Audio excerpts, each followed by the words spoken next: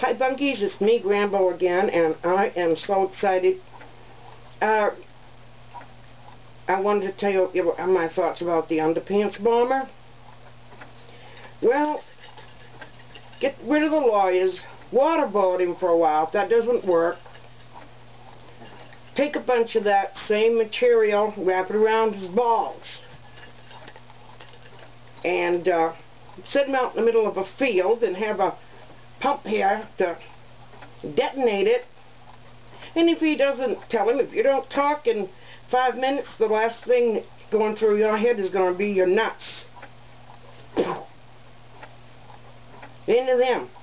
I've told you before, American, please, you Marines and Army, kill them on the battlefield, because they're not going to get to go to Mirandize them. They're in battle, they're there to kill. They'll go there. How about Scott Brown? The Scott heard round the world. You see, the loonies, Barack Obama said that it was because of Bush Cheney that the people revolted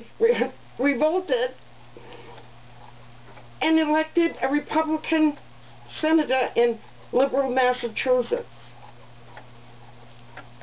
What's his name? Gibbs said the same thing, and they do it with a straight face. A couple of days ago, Nancy Pelosi said, we're going to press on. We're going to get this health care through. Today she's changed the tune. Not going to be able to do it now. Did you know she's always got a smile on her face? She's had so much facial surgery.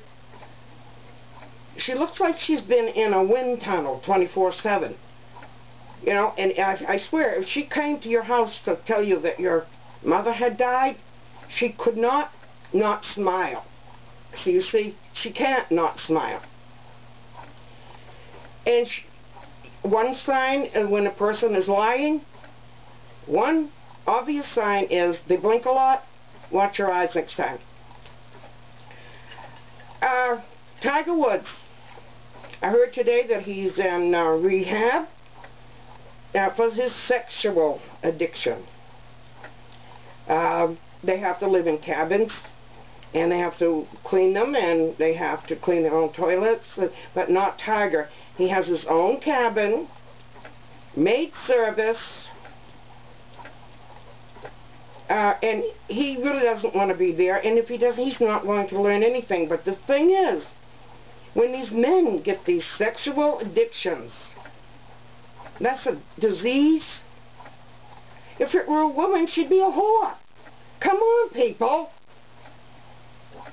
I have no sympathy for that man.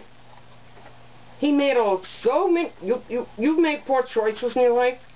Look at all the poor choices he made, and it was because he had the opportunity, and he had people to help him out, and he got away with it. I don't know. Alan Spector today. He was interviewing with Michelle Bachmann, who, by the way, is a brilliant, smart Republican woman. I don't, you know, why is it the Democratic women are all so ugly and the Republican ones are all so pretty? I don't know. I can't figure it out. Anyway, Alan Spector's all upset, of course, over this, because he went and changed from being a Republican to being a Democrat so he could win next time. And he's totally frustrated, Benedict Alan Spector, because now he's on the wrong team. And so he had this conversation with Michelle Bachmann today. And he was rude to her. And he said, well, I want to treat you like a lady. And she said, I am a lady. He said, well, why won't you be a lady? She said, I am a lady. And he said, well then, it's basically shut up and let me talk. Alan, you are losing it. And it's going to be goodbye, Alan Spector. How about, Scott Brown?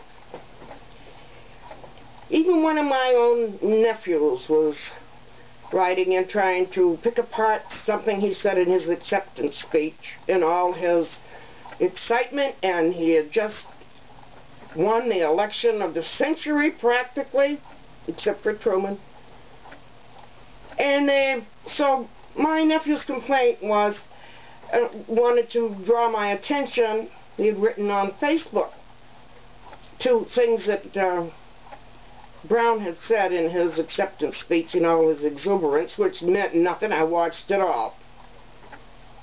He said at one point, "This is my two daughters," and he introduced them, and he said, "and they're both available." Well, that's all the Democrats can find. All they can find today to say bad about him. They're all pointing fingers at each other. Now the Democrats are saying that Coakley was a bad candidate. And Coakley is saying it's Washington's fault. It's nobody's fault. It's the fault of the whole party. The conservatives have tried to tell you folks since last summer. You do all your dealings behind closed doors. You don't have a bipartisanship at all. You will not let the Republicans even exchange ideas with you. All this openness and transparency has never come to pass. I haven't seen one damn thing on the Washington network. Well, Barack Obama came all the way up here. You know something? He went to Virginia to campaign for the governor there, and the Republican won. Then he went to New Jersey, campaigned for that Democrat, and the Republican won. And then he's in Massachusetts campaigning for the Democrat, and Scott Brown won. One race in upstate New York for a seat in the House was he ran his own campaign, and a Democrat won, without the president being there. And I've said before, for God's sakes, if I were running for office, he's the last person. He stood there, he even said, "I don't know Scott Brown's record." So what does he do? He makes fun of his truck. The man drives that truck all the time. It's got 200,000 miles on it. I think it's a 2005, but guess what make it is? It's General Motors, the company that the government is screwing right now. They can't even make a profit. But that was an American-made car. If he'd not like Obama and them, Obama would have been there in his Mercedes. A truck would be, he's so out of touch. Remember when he went to get a hamburger in a hamburger joint and with Joe Biden? And he said, I'd like that with Dijon mustard. He was worried about the cost of vegetables, and he said something about arugula. We wouldn't be able to get enough arugula. I don't use arugula. We're meat and potatoes people up here. Arugula, my ass. What is wrong with these people? And Teddy Kennedy was a drunk, a boisterous, bragging drunk,